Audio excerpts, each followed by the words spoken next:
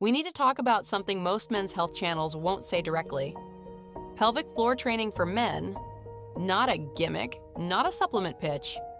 A randomized, controlled trial published in the British Journal of General Practice found that this type of training restored normal function in 40% of men and improved it in another 35%.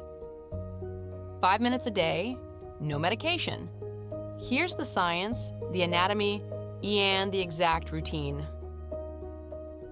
Before we get into the how, let's talk about the why, because this matters. A lot of men over 40 start noticing changes. Erections aren't as firm, stamina isn't what it was, morning erections become inconsistent. And what do most guys do? Nothing. They assume it's age, they avoid the conversation. Some stop initiating intimacy altogether because they're afraid of what might happen or not happen. Here's what we want to say clearly.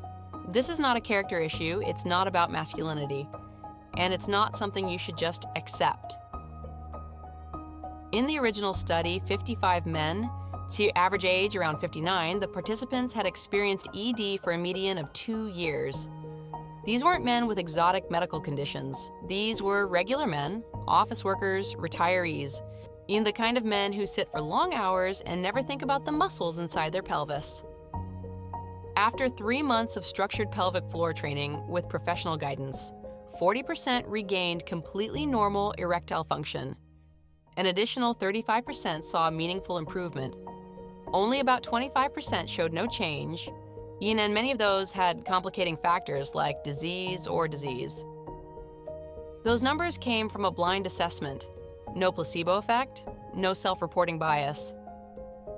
So what's actually happening inside your body? During an erection, blood flows into the Y, 2 sponge-like chambers that run the length of the penis. For the erection to stay firm, that blood needs to be trapped. It can't just flow in and back out. This is where the pelvic floor comes in. 2 muscles do most of the work here, and neither of them is the one you've probably heard of. The first is a muscle called this base muscle wraps around the base of the penis and compresses the deep dorsal vein. When it contracts, it physically restricts blood outflow, keeping the erection firm. Think of it like a clamp on a garden hose. The second is the muscle. This root muscle compresses the crura, just the root structures that anchor the penis, and creates pressure higher than your arterial blood pressure inside those chambers. That's what produces full rigidity. Now, you may have heard the term the PC muscle, the pelvic floor muscle most people know from Kegels. That's part of the pelvic floor too, but its primary role is urinary continence, not erectile function. When you do pelvic floor exercises correctly, you're activating the entire group, the base muscle, the root muscle, and the PC muscle together. But it's the base muscle and the root muscle doing the heavy lifting for erections. Why do these muscles weaken?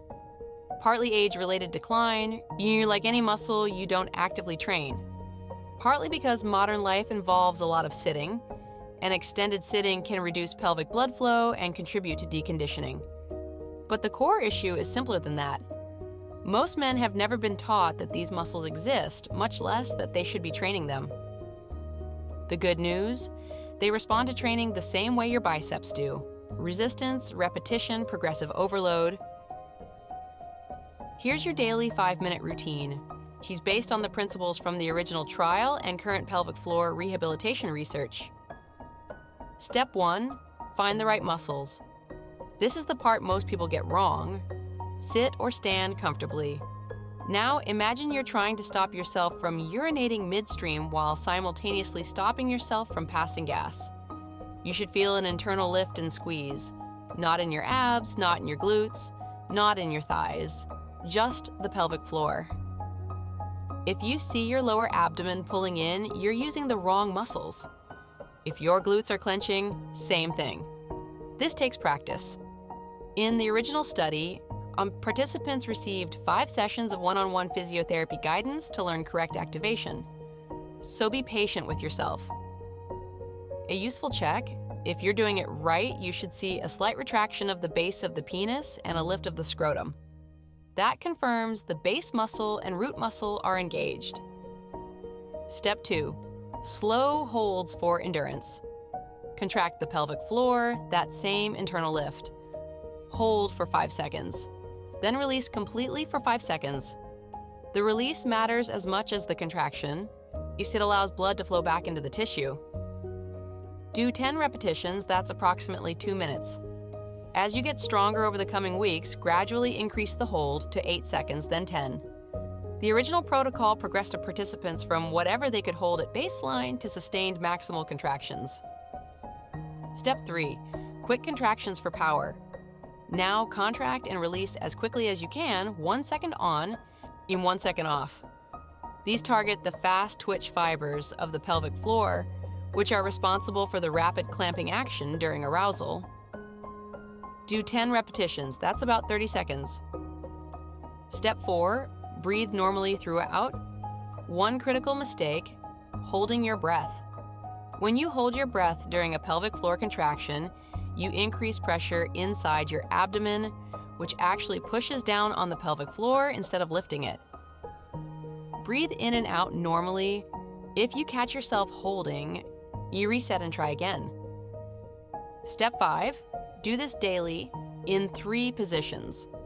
The original study had participants train in 3 positions: standing, sitting, and lying down with knees bent. 3 maximal contractions in each position, twice daily. The full protocol is more rigorous than what we're showing you today, and if you have access to a pelvic floor, we'd recommend at least 1 session to verify your technique. For the 5-minute daily minimum, do your 10 slow holds plus 10 quick contractions once in the morning. You can do this while brushing your teeth, sitting at your desk, or standing in line. Nobody can tell you're doing it. Let's be honest about what to expect, because unrealistic expectations kill consistency. In the original study, some men reported return of sleep-related erections within 1 to 4 weeks. That's encouraging, but meaningful, measurable improvement in erectile function took about 3 months of consistent daily training. And the study used biofeedback and professional guidance, so results with a home routine alone may take longer. This works best for men with mild to moderate ED that has a venous or muscular component. If your ED is caused by severe cardiovascular disease, nerve damage from surgery, uncontrolled diabetes, or medication side effects, pelvic floor training alone probably won't solve it. It may still help, but you'll need medical evaluation. The right move is both. Start this routine today and get evaluated by your doctor. They're not mutually exclusive. Think of pelvic floor training as one part of a broader strategy alongside sleep optimization, cardiovascular health, and stress management, which we've covered in our previous videos. Here's what we find remarkable about this research. A 5-minute daily commitment, no cost, no prescription, no side effects. He produced a 75% response rate in a randomized controlled trial. And yet most men have never heard of it. That's a failure of communication, not a failure of science. You now know more about your pelvic floor anatomy than most men will ever learn. You have the routine, you have the evidence. The only variable left is consistency. Start today. Give it 30 days before you evaluate whether it's working. Mark it on your calendar, set a reminder. Treat it like any other training program because that's exactly what it is. Every study we referenced today is linked in the description. You can verify all of it yourself.